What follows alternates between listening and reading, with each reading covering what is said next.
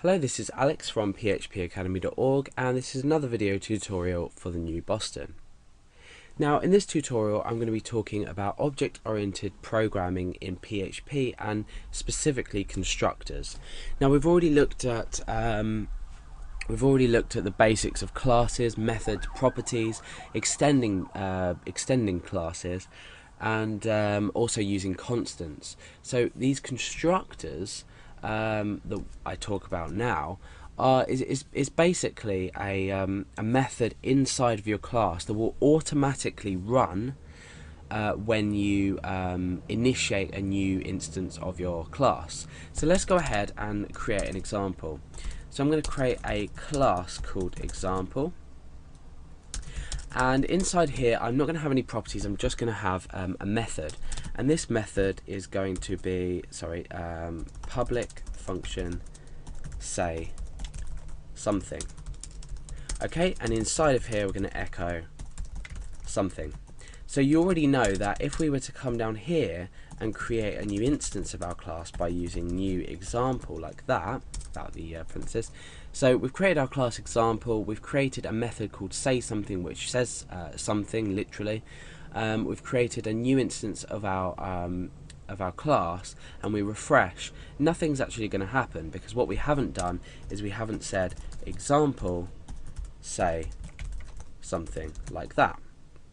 So let's refresh and see, and it says, oh no, okay, say something. Okay, yeah, sorry, I haven't included the greater than sign there. Let's refresh, and it says something. Now what happens for one or more reason if you want this method or some predefined a predefined block of code to run as soon as you initiate or create a new instance of your class? So at the moment, when we just create a new instance of a class, nothing happens. Now we use something called the construct. Now, construct works the same way as if you were declaring a method, although you write it like this. So we've got public function, then we have two underscores, so you've got two underscores there, and then just construct. See, that's turned blue. My text editor has turned that blue, and then we just put two parentheses on, and we put a block in there as well. Now the construct can take arguments, so you can take arguments through your example like this. So I'll demonstrate that in just a moment. So let's go now, and we want to say this say something. So what's going to happen now is that as soon as our class is initiated or create a new instance of it here, we're going to run whatever's inside this construct. So what we're going to do is we're going to be calling the method say something.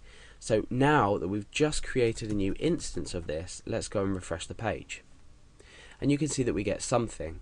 So just by adding this constructor in here, which is called a constructor, we are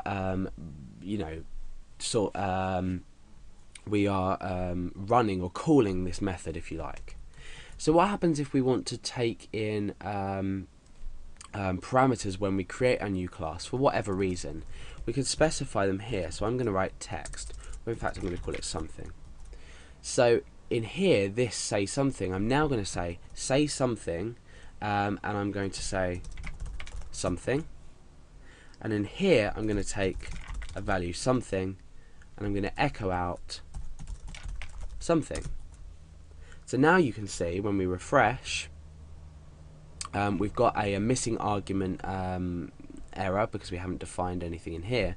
If I was to define, say, some text here, and I refresh, you can see how we've passed by creating our new instance of our object or our class.